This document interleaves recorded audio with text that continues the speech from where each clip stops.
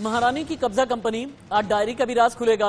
महारानी यानी अतीक अहमद की पत्नी शाइस्ता परवीन को लेकर कहां छापामारी की जा रही है, क्यों, आखिरी ठिकाना शाइस्ता परवीन का कहां पर है, यह सब कुछ आपके सामने आएगा अगले आधे घंटे में। शाइस्ता परवीन किसके साथ में कनेक्टेड है, शाइस्ता परवीन अतीक अहमद के बेटे असद ने किस तरह फुल प्रूफ प्लानिंग की थी, कई बड़े खुलासे हैं। बिग ब्रेकिंग पहली, अतीक अहमद की बीवी शाइस्ता परवीन की तलाश हो गई है तेज। एसटीएफ ने दिल्ली और लखनऊ में की है छापामारी। शाइस्ता ने दिल्ली के वकील से किया संपर्क। करोल बाग और जामिया नगर में पूछताछ की जा रही है। शाइस्ता के किसी बड़े राजनेता से मिलने की सूचना है, जांच एजेंसी को शक है दिल्ली में हो सकती है शाइस्ता, यानी शाइस्ता जिसे लेकर के अभी तक प्रयागराज, कौशाम्बी, कछार के इलाके में छापामारी की जा रही थी। अब पता ये चला है राजधानी दिल्ली में भी शाइस्ता परवीन की मूवमेंट हो सकती है। सीधे चलते हैं, जावेद हुसैन इंडिया न्यूज संवाददाता मेरे साथ में जुड़े हैं। जावेद, दक्षिणी दिल्ली के किन किन इलाकों में शाइस्ता परवीन को लेकर के छापामारी की गई है, वो कौन से इलाके हैं जहां पर शाइस्ता परवीन रही है, किन किन के साथ में संपर्क में है? खबर यह है कि एक बड़े राजनेता के साथ भी शाइस्ता परवीन के कॉन्टैक्ट्स हैं, वो बड़ा राजनेता कौन है? जी देखिए, दिल्ली से जो भी इस वक्त इनपुट है मेरे पास, मैं आपको बता दूं कि शाइस्ता परवीन का जो आज से 20 दिन पहले का जो लोकेशन है, आयशा नूरी जो अतीक अहमद की बहन और उसकी एक भांजी, उसका जो लोकेशन है आज से 20 दिन पहले बताया जा रहा है कि दिल्ली में था और जामिया इलाके में वो वहां पर आई थी। इस तरह का जो जानकारी जो सूत्र बता रहे हैं कि शाइस्ता आज से 20 दिन पहले का जो लोकेशन है वो जामिया में था। जामिया में अतीक अहमद के कई ऐसे रिश्तेदार हैं जो वहां पर रहते हैं, अतीक अहमद के बेहद करीबी रिश्तेदार हैं। मैं आपको बता दूं कि यूपी एसटीएफ दिल्ली पुलिस के साथ कोऑर्डिनेशन करके शाइस्ता परवीन की जो तलाश है वो दिल्ली के जामे इलाके के अलावा निजामुद्दीन, बदरपुर और मैं आपको बता दूं कि साकेत कोर्ट के पास जो हौजरानी का इलाका है वहां पर भी टीम ने कुछ जगहों पर स्पेसिफिक वहां पे तलाश की। और साथ ही मैं आपको बता दूं कि जामिया के अलावा करोल बाग में भी जो है वो यूपी एसटीएफ दिल्ली पुलिस के साथ वहां पर शाइस्ता की तलाश कर रही है। मैं आपको बता दूं कि शाइस्ता को जो है ह्यूमन इंटेलिजेंस और जो उसके करीबी हैं उनसे कुछ उत्तर प्रदेश में पूछताछ के बाद जो है यूपी एसटीएफ लगातार अतीक उमेश पाल हत्या के बाद से ही दिल्ली में एक पूरी टीम यहाँ पे जमी हुई है यूपी एसटीएफ की, लेकिन शाइस्ता को लेकर, क्योंकि जिस तरीके से ये इन्फॉर्मेशन आई कि शाइस्ता दिल्ली में भी सरेंडर कर सकती है, यहाँ के कुछ वकीलों के संपर्क में है जो शाइस्ता जिनके जरिए दिल्ली में सरेंडर कर सकती है। देखिए, ये जो खबर आ रही है कि जो जानकारी मिली, हालांकि ये ऑफिशियली नहीं है, लेकिन जानकारी ये जरूर है कि शाइस्ता यूपी के मुकाबले दिल्ली में अपने आप को सरेंडर करना चाहती है, कुछ वकीलों के संपर्क में है और शाइस्ता जो है वो ये बताया जा रहा है कि शाइस्ता कर सकती है। जावेद अहमद का ये कहना है कि शाइस्ता दिल्ली में कर सकती है सरेंडर और करोल बाग, जामिया के इलाके यानी दक्षिणी दिल्ली के इलाके और इसके अलावा जो इलाका करोल बाग के आसपास का आता है उन सभी जगह पर जो चकिया क्वीन के नाम से आज की तारीख में जानी जाती है, जो कब्जा क्वीन के नाम से जानी जाती है, यानी अतीक अहमद की पत्नी शाइस्ता परवीन। लेकिन इस बीच एक और बड़ी खबर, अतीक अहमद के बेटे अली का कथित खत वायरल हो रहा है। निकाय चुनाव से पहले वायरल हो गया है ये कथित खत। इंडिया न्यूज हालांकि इस खत की पुष्टि नहीं करता। समाजवादी पार्टी, भारतीय जनता पार्टी के खिलाफ मतदान की इसी खत में अपील की गई है, हम आपको दिखाने जा रहे हैं। समाजवादी पार्टी और बीजेपी को ठहराया है अतीक मर्डर का जिम्मेदार, जेल में बंद अतीक के नाम से जारी हुआ है खत। खत में अतीक अहमद और अशरफ की फोटो भी लगी है, तस्वीरें आपकी टीवी स्क्रीन पर हैं। इंडिया न्यूज हालांकि पुष्टि नहीं करता। एक बार आधी स्क्रीन पर इस खत को दिखाएं और आधी स्क्रीन पर ब्रेकिंग में चलाएं टीम पीसीआर। ये है वो खत जो वायरल हुआ है। लेकिन मैं बार बार एक चीज कहूंगा, अली जो अतीक अहमद का बेटा है उसके नाम से ये खत वायरल किया गया है। यूपी के निकाय चुनाव में जो दर्शक अभी इंडिया न्यूज के साथ में जुड़े हैं उनकी जानकारी के लिए बता दें, ये खत, इस खत की इंडिया न्यूज पुष्टि नहीं करता है। एक बार फिर से आप देखें टीवी स्क्रीन पर, यही है वो खत। हाँ, इस खत की मैं बात कर रहा था। अतीक अहमद के बेटे अली का ये खत बताया जा रहा है। जेल में कैद है अभी अली, नैनी सेंट्रल जेल में कैद है। खत में अतीक और अशरफ की फोटो भी लगी है, आप देखें, अतीक, अशरफ और इसके अलावा अली की भी फोटो है और असद की भी तस्वीर। और निकाय चुनाव से पहले ये खत वायरल हुआ है यूपी के अलग अलग इलाकों में। सीधे चलते हैं राघवेंद्र पांडे के बाद। राघवेंद्र, इस खत का सीक्रेट क्या है? क्या वाकई में ये खत अली का है? क्योंकि मैंने एकदम क्लियर किया है कि हमारा चैनल पुष्टि नहीं करता है, हम आगे इस खत की फॉरेंसिक जांच कराएंगे। राशिद, बहुत महत्वपूर्ण ये खत है, इसलिए कि जो अली है जिसके नाम से खत वायरल हो रहा है, ये छोटा सा पोस्टर वायरल हो रहा है, चूंकि अली जो है नैनी सेंट्रल जेल में है। अब ये बात है कि अगर नैनी सेंट्रल जेल में कोई उससे मुलाकात करने गया तो वो मुलाकाती कौन है, और वो अली ने मैसेज उसको कैसे दिया, क्या फिर जेल में फोन पहुंचा? क्या फिर जेल का उल्लंघन हुआ है, नियमों का उल्लंघन हुआ है? या कौन ऐसा मुलाकाती है जो अली से मिलने गया, अली ने जिसको मैसेज दिया? और फिर ये जांच का विषय है कि किस प्रिंटर ने इसको छापा और यह खत वायरल हो रहा है, किस सिस्टम पे बना। खैर ये जांच की बात है, लेकिन मैं उस खत के अब अंदर की बात आपको बताता हूँ कि खत में मैसेज क्या है। देखिए, ये जो अली है, चूंकि इसका परिवार एक पॉलिटिकल परिवार भी रहा है। अतीक अहमद खुद 4 बार के विधायक और सांसद रहे, इसकी मां भी चुनाव प्रचार कर रही थी। कहीं न कहीं ये लोग जो असदुद्दीन ओवैसी के पार्टी से जुड़े रहे, बीएसपी से भी जुड़े रहे, सपा से भी जुड़े रहे।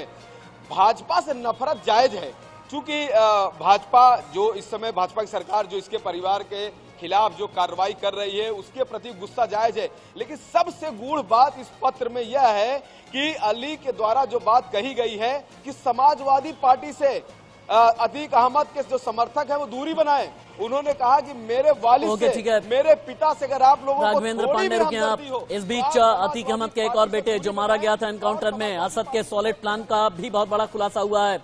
असद ने बहुत सॉलिड प्लान बनाया था ताकि वो किसी भी तरह से बच जाए। ये फुल प्रूफ प्लान असद ने इस दिमाग के साथ में बनाया था कि उमेश पाल मर्डर के बाद में वो पुलिस रेडार से बच जाए। पुलिस से बचने के लिए असद ने बनाया था सॉलिड प्लान। हत्या के वक्त मोबाइल अपने दोस्त को दे दिया। असद ने अपना एटीएम भी दोस्त को दिया। दोस्त ने हत्या के वक्त एटीएम से पैसे निकाले। यानी असद ये चाहता था कि उसकी लोकेशन उमेश पाल की जहां पर हत्या की गई है वहां पर ट्रेस न हो जाए। यही एक वजह है कि सबसे पहले ही असद ने अपना मोबाइल फोन अपने दोस्त को दिया, एक एटीएम दिया, एटीएम कार्ड दिया और ये कहा कि जिस वक्त मैं हत्या कर रहा हूंगा वो उसी वक्त जाकर के तुम कहीं से भी पैसे निकाल लेना, ताकि जब पुलिस जांच करे तो उसे ये लगे कि मैं तो एटीएम से पैसे निकाल रहा था, तो फिर ऐसे में मैं मर्डर किसी का कैसे कर या फिर करा सकता हूं। सीधे राघवेंद्र के पास चलते हैं। राघवेंद्र, ये दोस्त कौन है जिसे मोबाइल फोन दिया गया, जिसे एटीएम दिया गया? ये दोस्त कौन है? देखिए, चोर कितना भी सातिर हो, गुनाहगार कितना भी सातिर हो, लेकिन कहीं न कहीं उससे चूक हो जाती है। अक्सर हम लोगों ने इस बात को देखा है और सुना है। एटीएम, जिस एटीएम का ये चक्कर देना चाह रहा था, लोगों को गुमराह करना चाह रहा था, अगर आप किसी भी एटीएम मशीन में जाएंगे तो आपका फोटो और वीडियो तो तुरंत बन जाता है।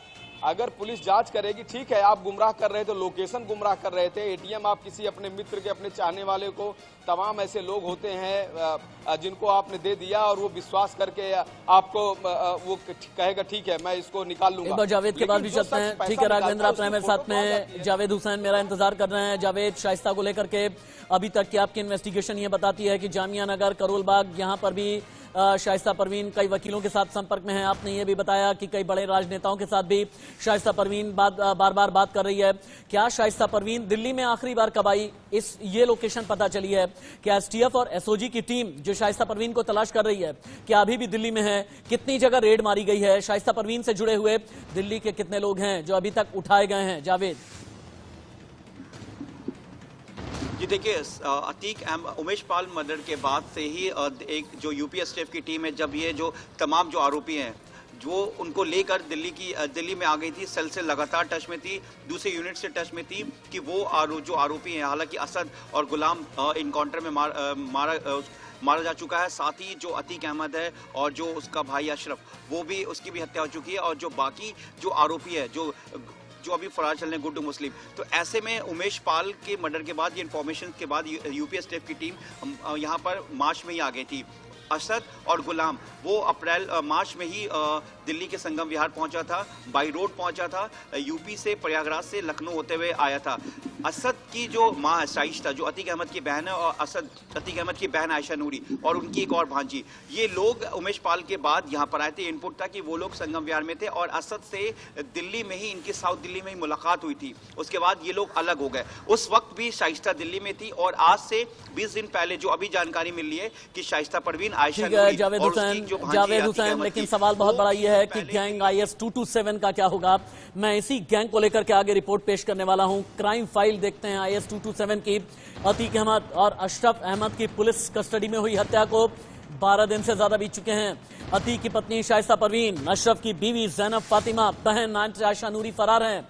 अतीक का बड़ा बेटा उमर लखनऊ जेल में कैद है। छोटा अली नैनी जेल में बंद है। 2 छोटे बेटे बाल सुधार गृह में हैं। तो अब सवाल यह है कि आखिर अतीक और अशरफ की हत्या के बाद उनकी 10,000 करोड़ की बेनामी संपत्ति का होगा क्या? परिवार का मुखिया अब है कौन? अतीक का गैंग IS-227 संभालेगा कौन?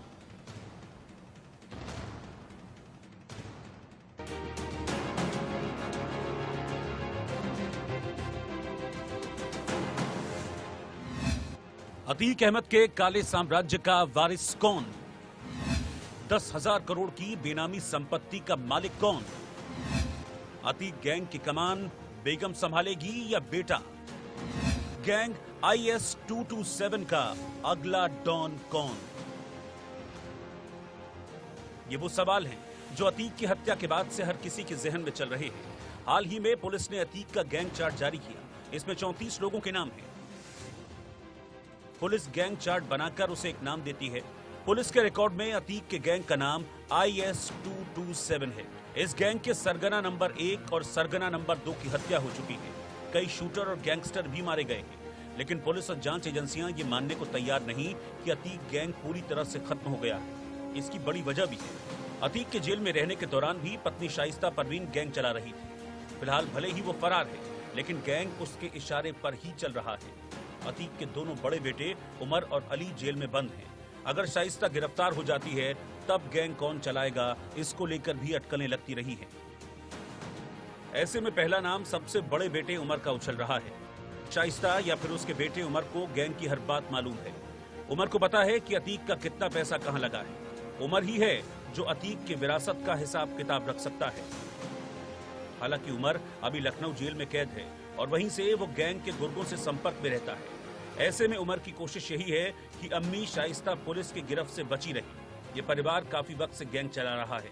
मामला ठंडा होते ही ये संपत्ति और बाजार में फंसा हुआ पैसा वापस निकालने की कोशिश भी करेगा। यूपी STF के सूत्रों का मानना है कि फिलहाल प्रॉपर्टी की पहली दावेदार अतीक की पत्नी शाइस्ता है। शाइस्ता अशरफ की पत्नी जैनब और बहन नूरी में संपत्ति की दावेदारी को लेकर आने वाले दिनों में झगड़ा हो सकता है।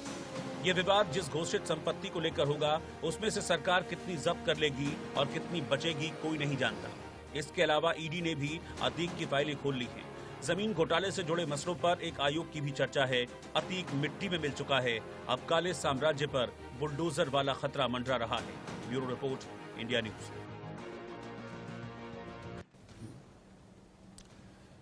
एक और बिग ब्रेकिंग। उमेश मर्डर से पहले असद के लिए आई मंकी कैप। असद के लिए मंगाई गई थी मंकी कैप ताकि असद का CCTV फुटेज में चेहरा नजर नहीं आए, चेहरा कोई पहचान ना सके। इसके लिए उमेश पाल मर्डर से पहले असद के लिए मंकी कैप मंगाई गई थी, लेकिन असद ने जानकर मंकी कैप नहीं पहनी। अतीक अहमद की बात नहीं मानी, शाइस्ता परवीन और अशरफ की बात नहीं मानी।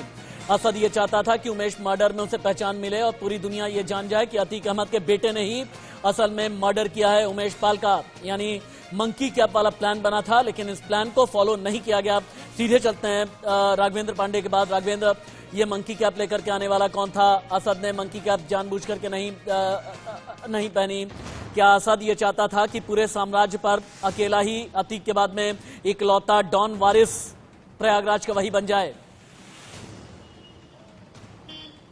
देखिए, असद का जो शौक था ना वो बहुत बड़ा था। वो बहुत लंबी ऊंची उड़ान लेने की सोच रहा था। जिस तरह कहता था कि मैं दाऊद इब्राहिम बनूंगा। आपने देखा होगा एक फोटो उसका वायरल हो रहा था, गालों पे लिखा है डॉन। वो और खतरनाक वेपन के साथ फोटो लगातार उसके वायरल हुए हैं। कई वीडियो जिसमें लगातार तड़ातड़ AK-47 को गोलियां चला रहा था।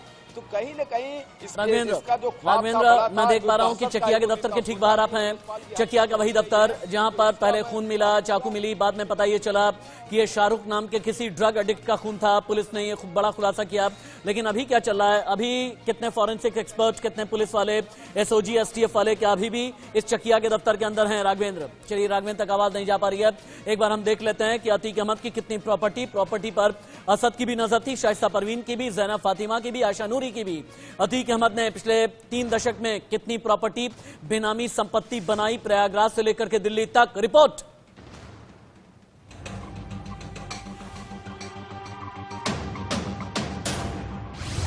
अतीक के गुनाहों की डायरी में कितने राज? कौन था अतीक का सबसे भरोसेमंद गुर्गा? कितने सूबों में फैला था काला कारोबार? अतीक गैंग की कंपनियों का कच्चा चिट्ठा। एक डायरी मिली और डॉन की कहानी में नया ट्विस्ट आ गया। इस डायरी का पूरा सच हम आपको बताएंगे, लेकिन उससे पहले अतीक अहमद के काले साम्राज्य की छोटी सी झलक देख लेते हैं। 2019 के लोकसभा चुनाव के हलफनामे में अतीक ने अपनी चल अचल संपत्ति 25 करोड़ 50 लाख 20,529 रुपए बताई थी, लेकिन यूपी पुलिस और ईडी ये मानती है कि ये बस दिखाने के आंकड़े हैं। असल में अतीक ने इससे कई गुना ज्यादा बेनामी संपत्ति जमा कर रखी थी। अतीक की बेनामी संपत्ति करीब 10,000 करोड़ रुपए से ज्यादा की है। सरकार अब तक अतीक की 1,500 करोड़ की संपत्ति पर बुलडोजर चला चुकी है। एक तरफ सरकार का बुलडोजर चल रहा है और दूसरी तरफ अतीक के काले साम्राज्य का सच सामने आ रहा है। आखिर डॉन के खजाने में क्या क्या है, इससे पहले कि सुलझाने में ईडी और जांच एजेंसियां जुटी हुई हैं। अब तक जो कुछ सामने आया है वो आप भी जान लीजिए। प्रयागराज के करेली में अतीक एक कॉलोनी बना रहा था। करेली में अतीक ने जबरन जमीन पर कब्जा जमाया था। लखनपुर गांव की 700 एकड़ से ज्यादा जमीन पर कब्जा किया था। अतीक अपने गुर्गों के लिए अलीना सिटी, अहमद सिटी बसा रहा था।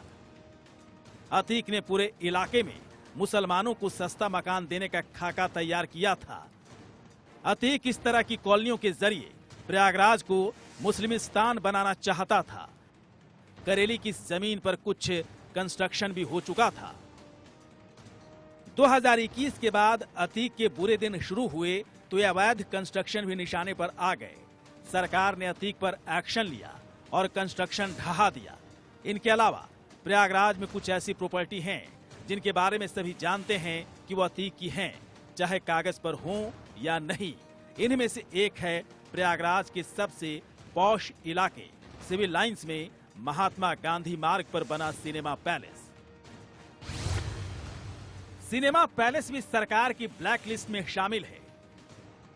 नवाब यूसुफ रोड पर सड़क किनारे नजूल की भूमि पर अवैध कब्जा था।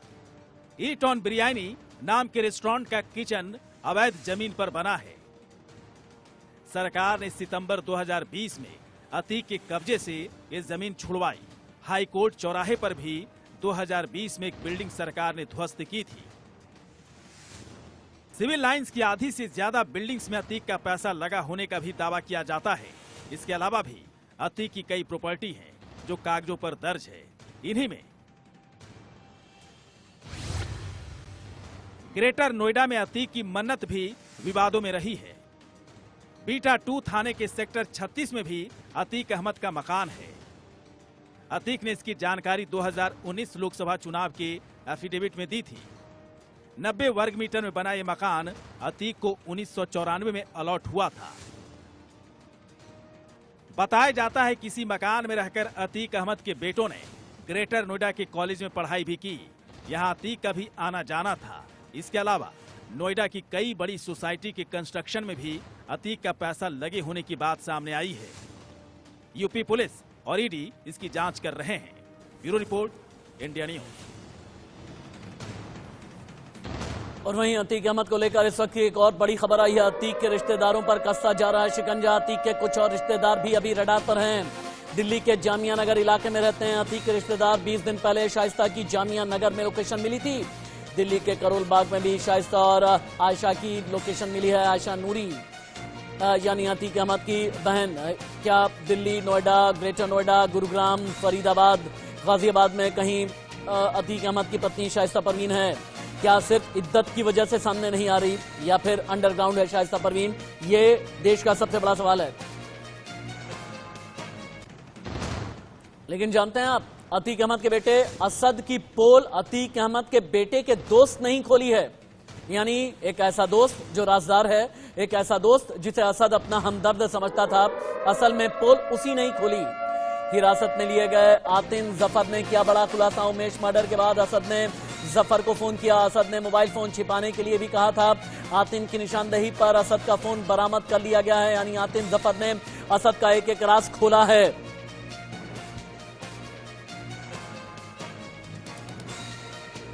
उमेश पाल हत्याकांड फिर से एक बार आपको पीछे 24 फरवरी की तारीख में लेकर के चलते हैं। शातिर डॉन शाइस्ता परवीन की बात 65 दिन के बाद भी मास्टरमाइंड शाइस्ता परवीन का कुछ पता नहीं चल पाया। शाइस्ता परवीन की तलाश में प्रयागराज में छापे पड़े हैं। प्रयागराज से लगे हुए 2 गांव में एसटीएफ ने रेड की है और अभी भी कौशाम्बी के इलाकों में, कछार के इलाके में एसटीएफ है। दोनों गांव में अतीक अहमद की पुरानी रिश्तेदारी है। एसटीएफ ने 2 महिलाओं और 5 पुरुषों को भी हिरासत में लिया। दरअसल उमेश पाल हत्याकांड के बाद से शाइस्ता फरार है। उस पर 50,000 का इनाम घोषित है। यूपी एसटीएफ समेत जांच एजेंसीज अलग अलग ठिकानों पर दबिश देने में लगी हैं। नया खुलासा यह हुआ है कि अतीक के जेल में रहने के दौरान शाइस्ता ही गैंग के सभी काम संभाला करती थी। इस बीच एक खुलासा यह भी कि उमेश पाल मर्डर के षड्यंत्र को अंजाम देने के लिए माफिया डॉन अतीक अहमद की पत्नी शाइस्ता परवीन को हवाला के जरिए 1 करोड़ 20 लाख रुपए मिले। इस बीच डॉन अतीक की डायरी भी मिली। क्या छिपे हैं इस डायरी में राज, बताएंगे आपको।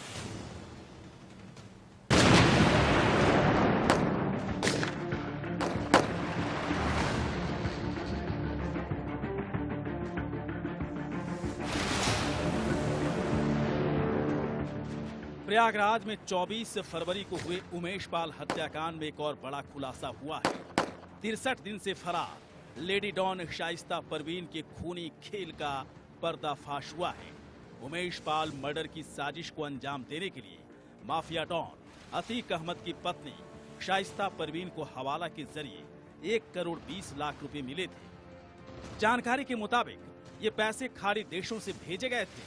80 लाख रुपए लखनऊ के बिल्डर मोहम्मद मुस्लिम से मिलने का दावा किया गया है। शाइस्ता परवीन ने इन पैसों को मिलने के बाद उमेश पाल के मर्डर की साजिश को अंजाम देना शुरू किया था।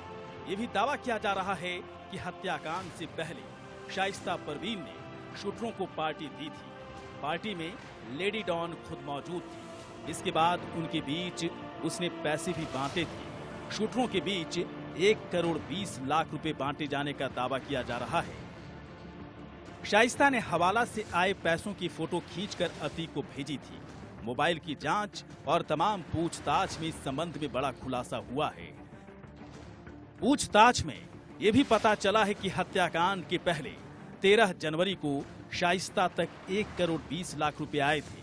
हवाला के जरिए ये पैसा शाइस्ता तक पहुंचा था। इस पूरे कांड में वकील खान सौलत हनीफ के राज भी सामने आ रहे हैं। माफिया अतीक अहमद और अशरफ हर हाल में उमेश पाल की हत्या करना चाहते थे। इसके लिए उन्होंने पूरा जोर लगाया। इसके लिए नए शूटर विजय चौधरी उर्फ उस्मान को गैंग में शामिल किया था। विजय चौधरी ने सामने से उमेश पाल पर हमला बोला भी था, लेकिन वो लड़खड़ा गया था। इसके बाद असद की अगुवाई में बैकअप टीम ने पीछे हमला बोलकर उमेश पाल और उनके 2 सरकारी गनरों की हत्या कर दी। इस दौरान गुड्डू मुस्लिम लगातार बम बरसाता रहा। 2018 से अतीक कानूनी शिकंजे में फंसा था। गुजरात के साबरमती जेल में बंद था। वहीं अशरफ को बरेली जेल में रखा गया था। माफिया बंधुओं और अतीक के 2 बेटों मोहम्मद उमर और अली अहमद के जेल में रहने की वजह से शाइस्ता को हत्याकांड की साजिश को जमीन पर उतारने का काम दिया गया था।